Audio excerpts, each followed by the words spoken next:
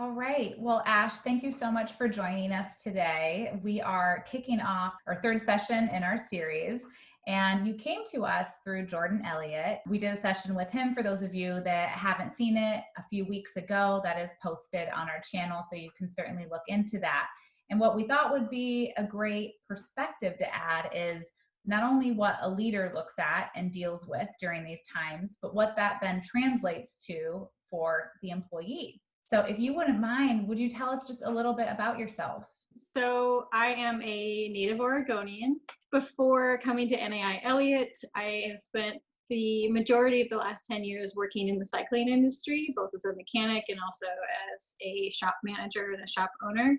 At NAI Elliott, I am in the role of the office and reception coordinator, and I've really been enjoying that. I started about a year and a half ago. It's been a blast ever since I joined, so I'm pretty excited to be there. What drew you to NAI originally? Well, coming from small business, I had grown accustomed to the luxury of authenticity and genuineness that you find in small business relationships, which can also mean there's big personalities and there's conflicts therein from that kind of environment.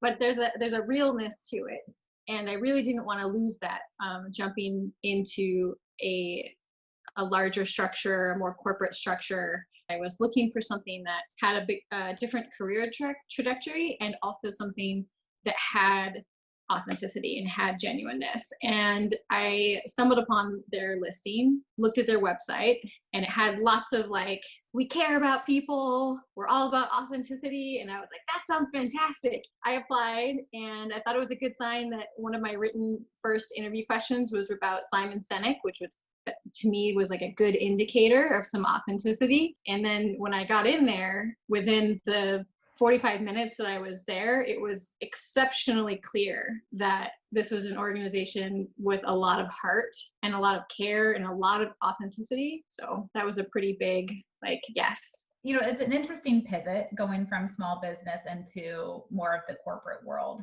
Would you talk a little bit about what that pivot's looked like for you, how it's shown up in terms of leadership and the organizational structure and especially the culture? Yeah, so that was one thing Jordan asked me about. In small business, you tend to have a role that is all things. In a more corporate structure, your role is your role. And he was like, how are we going to keep it exciting and interesting for you so that you don't get bored and leave?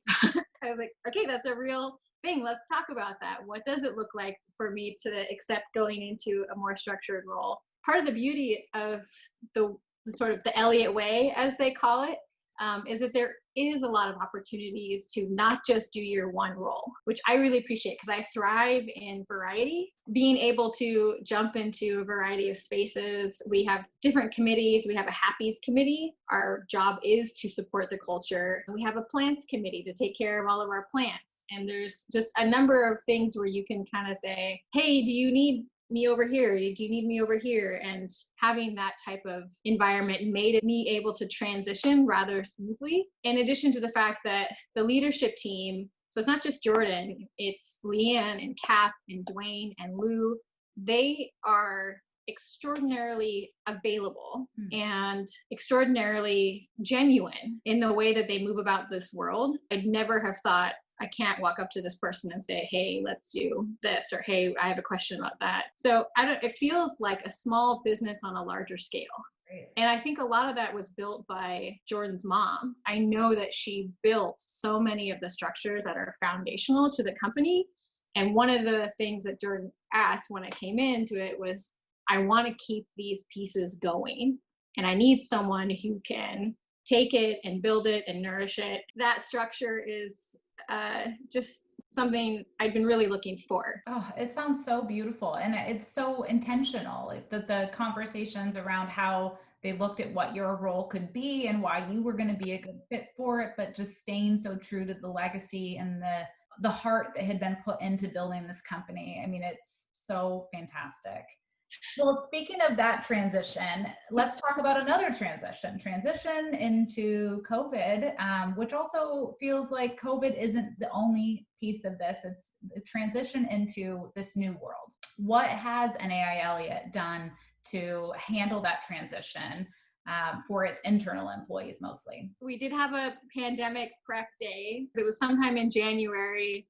that Jordan was like, okay, if things get really real and things shut down, we absolutely should be prepared for this, which was a huge shift because in our handbook, it says we are first and foremost a physical company. We thrive on physical collaboration.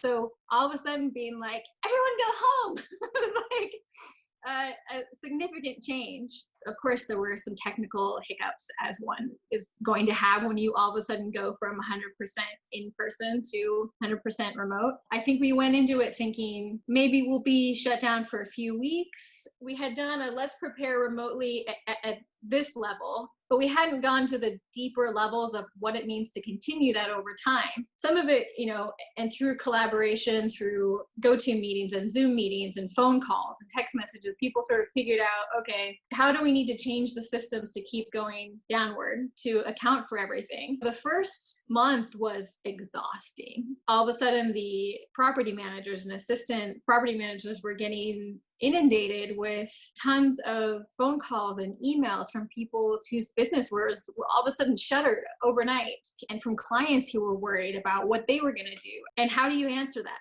How do you respond to that? The leadership, they were like, we can't sit back. We have to figure out a way of doing that. And they very quickly incorporated a ton of pieces going out to tenants, going out to clients. Internally, the IT manager and myself and other ops people, we spent a lot of time putting together not just systems for people to use, but also how to use those systems, whether or not that was us walking them through it or people using a knowledge base article. But there was a steep curve where all of us kind of figured out, how do we do this? So then we began to okay, what do we need to have in place for the junction at which we get to reopen? And so we just published a couple weeks ago a 15-page pandemic handbook addendum talking about how we reintegrate into the office, what it looks like, who's involved, and has a ton of resources external to our company in terms of how we do that safely, in addition to supporting staff and getting the things they need for their properties, even just the basic stuff like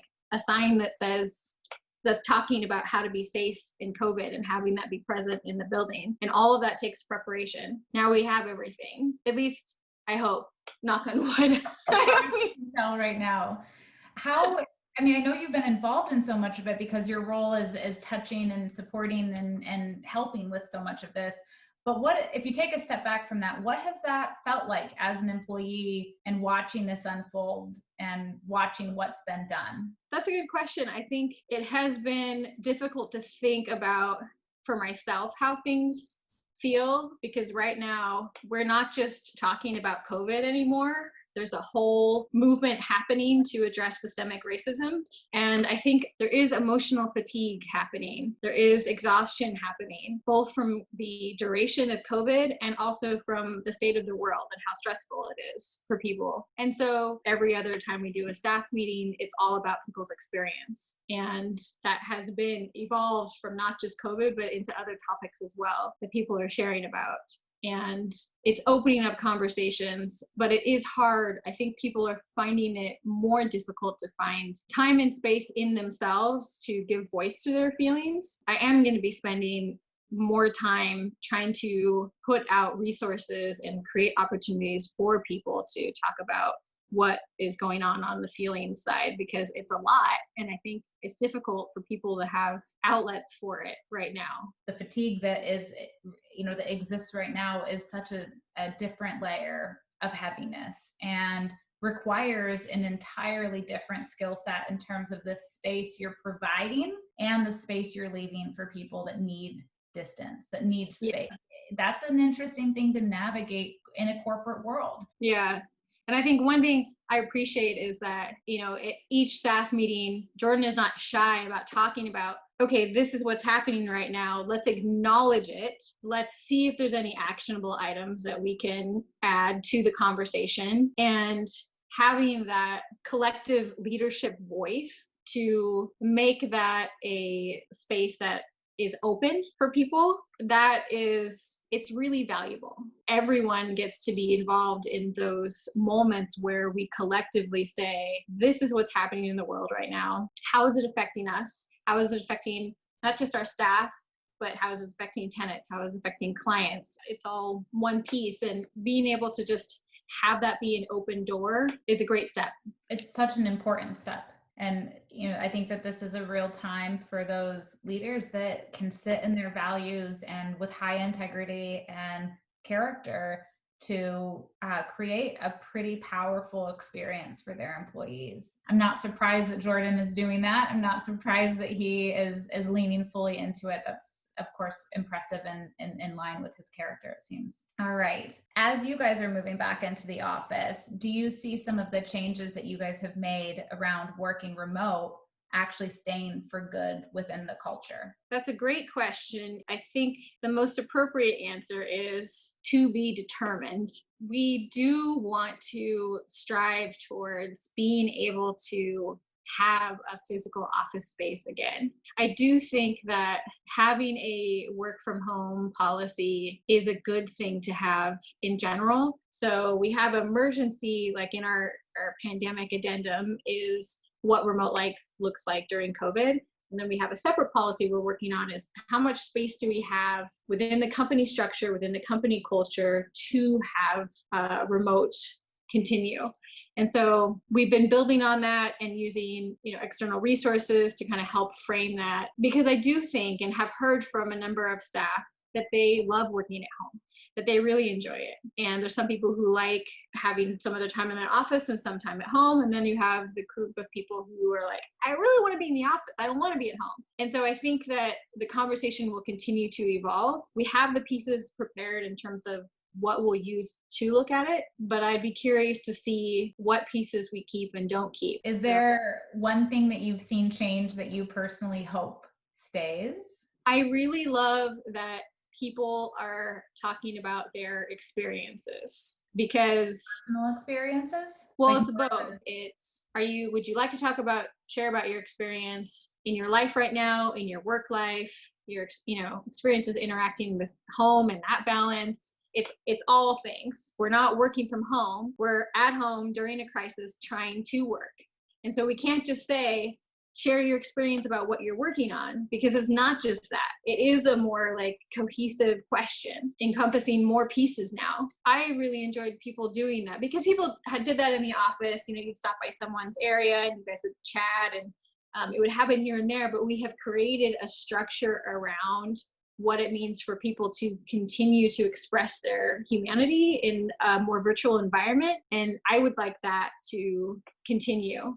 What a great way to continue to build deeper relationships with those around you, really understand what's happening. I think what I will want to see happen is that it's not just a conversation that a few of us have, but I'd like to provide an opportunity, whether it's a forum or it's a survey, where we ask people, what are the pieces of remote life that really worked for you? What systems made things better?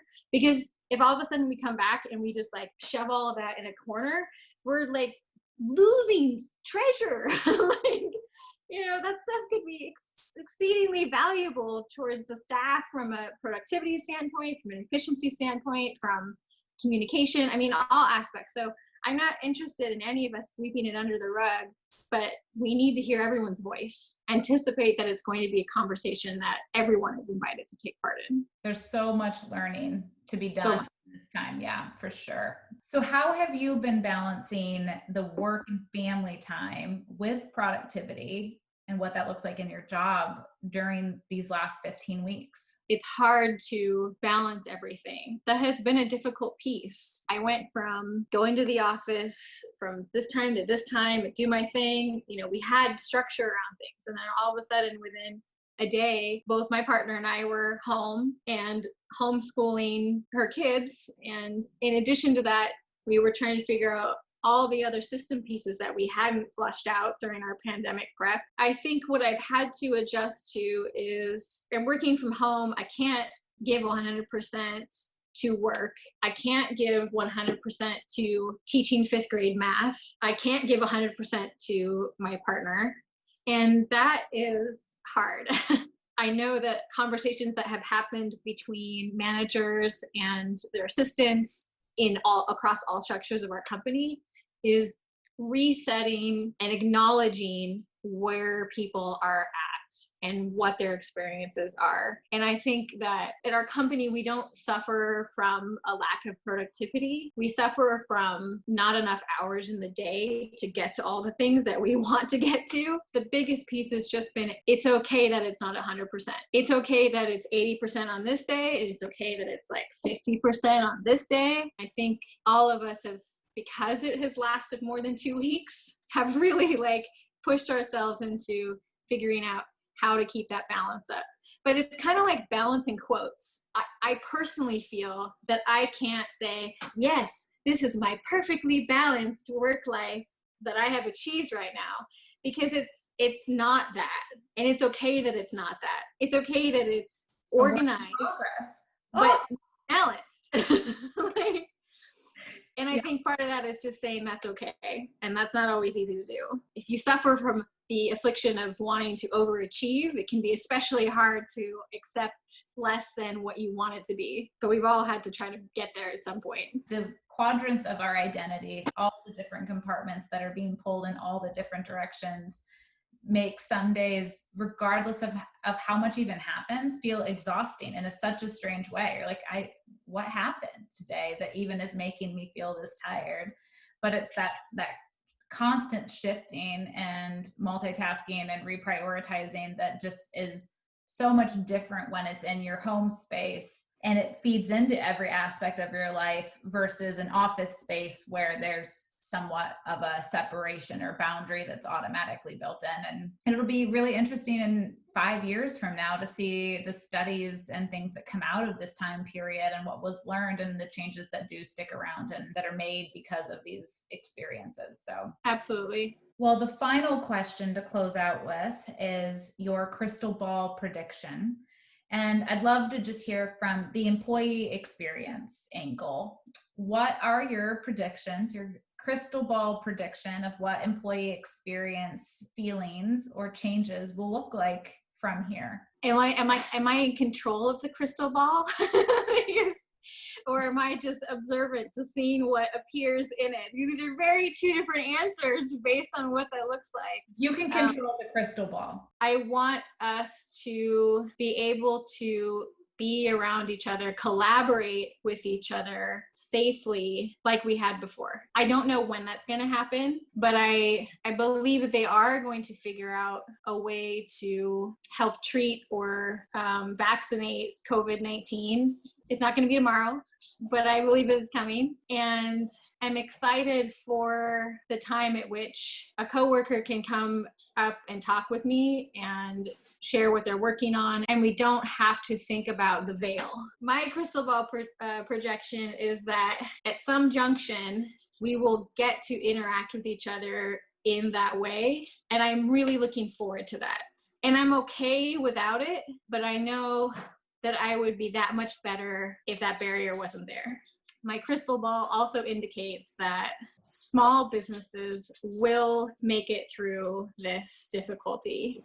That is where my heart is right now, is worrying about small businesses not making it through to the other side of this, because I want them to, because they are such a foundational piece. And coming from that in my background, I want them to thrive.